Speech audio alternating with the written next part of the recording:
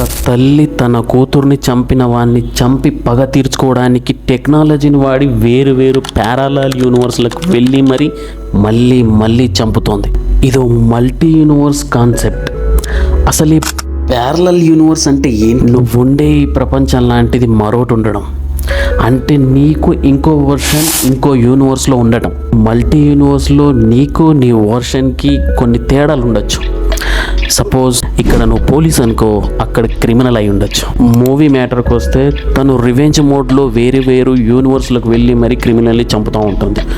So ఇది action film అయితే కాదు, రివెంజ్ను డిఫరెంట్ యూనివర్స్లో ఎక్స్ప్లోర్ చేసిన ఒక బెస్ట్ అటెంప్ట్. మదర్ పెయిన్లో ఎమోషనల్ డెప్త్ని చాలా బాగా చూపించారు. ఇంతకీ తను ఏ ఒక్క యూనివర్స్లోనైనా తన కూతుర్ని కాపాడగలుగుతుందా? ఈ జర్నీలో తను ఎలాంటి సిచ్యువేషన్స్ని ఫేస్ చేస్తుందో ఈ మూవీలో చూడొచ్చు. మూవీ మాత్రం చాలా ఇంట్రెస్టింగ్గా ఉంటుంది. మూవీ పేరు రెడెక్స్.